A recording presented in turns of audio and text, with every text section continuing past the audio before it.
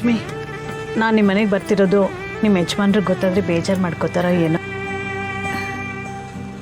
ಇಲ್ಲ ಅದಕ್ಕೆ, ಅವರು ಆ ಥರ ಅಲ್ಲ. ಏನಾದರೂ ಮಾಡಿದ್ರೆ ಎಲ್ಲಿ ನನ್ನ ಮನ್ಸಿಗೆ ಬೇಜಾರಾಗುತ್ತೋ ಅಂತ ಯೋಚನೆ ಮಾಡ್ತಾರೆ ಹೊರತು ಇನ್ನೊಬ್ಬರಿಗೆ ನೋವು ಕೊಡೋದಾಗ್ಲಿ ಕೋಪ ಮಾಡ್ಕೊಳ್ಳೋದಾಗ್ಲಿ ಯಾವುದೂ ಮಾಡಲ್ಲ. ಅವರು ಆಫೀಸ್ಗೆ ಹೋಗಿದ್ದಾರೆ, ಬರೋದು ತಡ ಆಗತ್ತೆ, ಅಷ್ಟರಲ್ಲಿ ಹೋಗ್ಬಿಡ್ತೀರಲ್ಲ. ಲಕ್ಷ್ಮಿ, ನಿನ್ನ ಗಂಡನ ನೀನು ತುಂಬ ಪ್ರೀತಿಸ್ತೀಯ ಅಲ್ವಾ? ಪ್ರೀತಿಗೆ ಇನ್ನೊಂದು ಹೆಸರೇ ನಮ್ಮ ಯಜಮಾನ್ರು ಅತ್ಗೆ.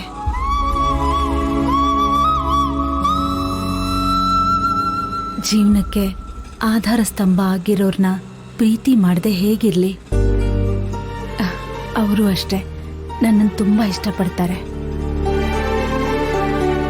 ನನ್ನನ್ನು ಮಾತ್ರ ಅಲ್ಲ, ಮಕ್ಕಳನ್ನು ತುಂಬ ಪ್ರೀತಿಸ್ತಾರೆ.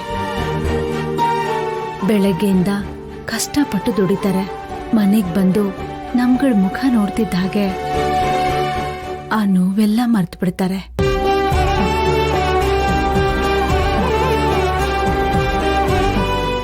ನಮ್ಮ ಮಕ್ಕಳು ಅವ್ರ ಸ್ವಂತ ಕಾಲ ಮೇಲೆ ನಿಂತಿದ್ದಾರೆ ಅಂದ್ರೆ ಅವ್ರ ಬೆನ್ನ ಹಿಂದೆ ಅಪ್ಪ ಇದ್ದಾರೆ ಅನ್ನೋ ಧೈರ್ಯದ ಮೇಲೆ.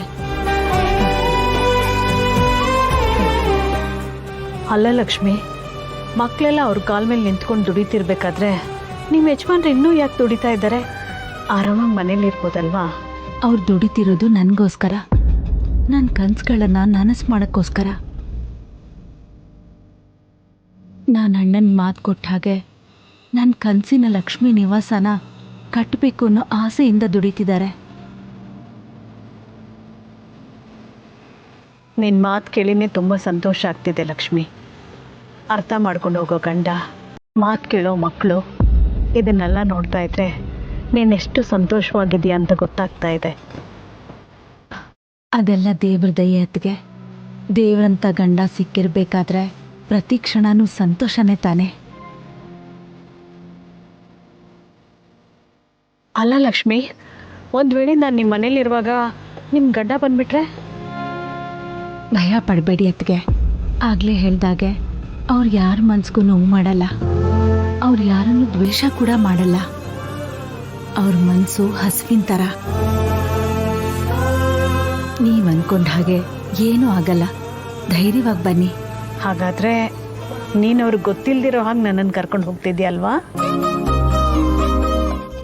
ಇಲ್ಲ ಅದಕ್ಕೆ, ಅವ್ರು ಬಂದ ತಕ್ಷಣ ನೀವು ಬಂದಿದ್ದ ವಿಷಯನ ಹೇಳ್ತೀನಿ.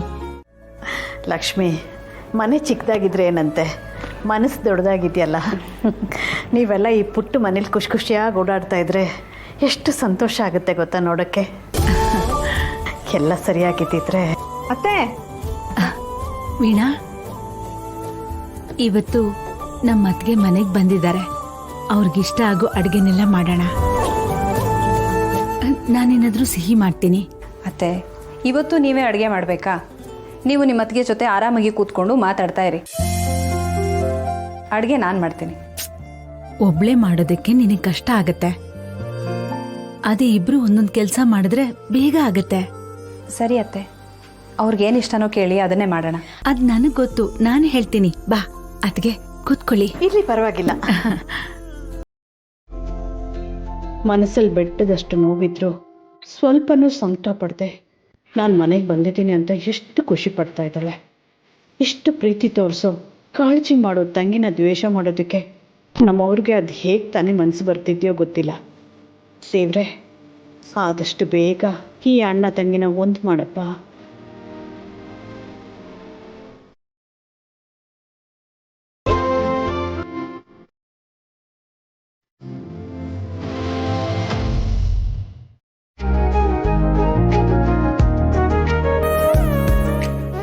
ಎರಡು ಕಾಫಿ.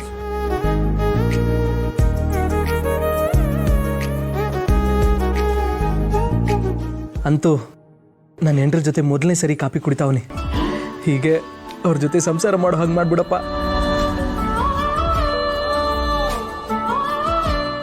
ಏನ್ ಮೇಡಮ್ ಅವರೇ, ನೀವು ನಿಮ್ ಯೋಚನೆ ದೂರ ಮಾಡೋಣ ಅಂತ ಕಾಫಿ ಕುಡಿಯೋ ಕರ್ಕೊಂಬಂದ್ರೆ ಇಲ್ಲೂ ಯೋಚನೆ ಮಾಡ್ತಾ ಕುಂತ್ಬಿಟ್ರಲ್ಲ. ಅದೇನೋ ಹೇಳಿ, ಕಾಫಿ ಕುಡಿದು ಮುಗಿಯೋಷ್ಟಲ್ಲಿ ನಿಮ್ ಸಮಸ್ಯೆ ದೂರ ಮಾಡ್ತೀನಿ. ಏನಿಲ್ಲ ಬಿಡಿ. ನಾನು ಯಾವಾಗ ಕೇಳಿದ್ರು ಹಿಂಗೆ ಹೇಳ್ತೀರ ಬಿಡಿ. ಹೌದು, ಏನಿವತ್ತು ನಾನು ಕಾಪಿ ಕರೆದ ತಕ್ಷಣ ಕೋಪ ಮಾಡ್ಕೊಳ್ದೇನೆ ಇಲ್ಲ ಅಂತ ಹೇಳ್ದೆ ಒಂದೇ ಸಲ ಬಂದ್ಬಿಟ್ರಲ್ಲ. ನಾನು ಕರೆದಿದ್ದಕ್ಕೆ ಕೋಪ ಬರ್ನಿಲ್ವೇ? ಅದು ನಾನು ಯಾಕೆ ಕೋಪ ಮಾಡ್ಕೊಳ್ಳಿ ಸಿದ್ದು ಅವರೇ, ಇಷ್ಟು ದಿನ ನಿಮ್ಮ ಬಗ್ಗೆ ತಪ್ಪು ತಿಳ್ಕೊಂಡು ನಾನು ಹಾಗೆ ಆಡ್ತಿದ್ದೆ. ಈಗ ನೀವು ಹೀಗೆ ಅಂತ ಗೊತ್ತಾದಾದ್ಮೇಲೆ ನಾನು ಯಾಕೆ ಕೋಪ ಮಾಡ್ಕೊಳ್ಳಿ ಹೇಳಿ. ಹಾಗೆ ಇಷ್ಟು ದಿನ ನಾನು ನಿಮ್ಮ ಜೊತೆ ನಡ್ಕೊಂಡಿದ್ದಕ್ಕೆ ಸಾರಿ.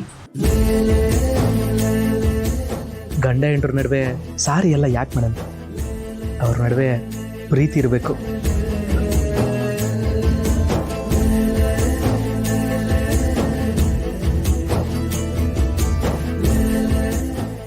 ಈ ಸಾರಿ ಎಲ್ಲ ಯಾಕೆ ಮೇಡಮ್? ಈಗಲಾದ್ರೂ ನಾನೇನು ಅಂತ ಅರ್ಥ ಆಯ್ತಲ್ಲ, ಅಷ್ಟು ಸಾಕು ನಂಗೆ.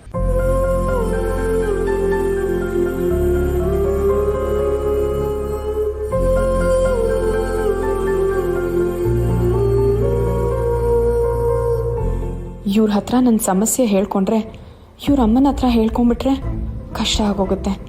ಸದ್ಯಕ್ಕೆ ಏನು ಹೇಳ್ಕೊಳ್ಳೋದು ಬೇಡ, ಸಮಯ ನೋಡಿಕೊಂಡು ಸಮಸ್ಯೆ ಹೇಳ್ಕೊತೀನಿ.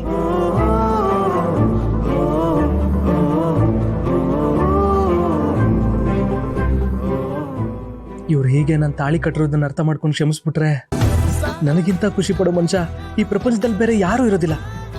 ಆ ದಿವಸ ಯಾವಾಗ ಬರ್ತದೋ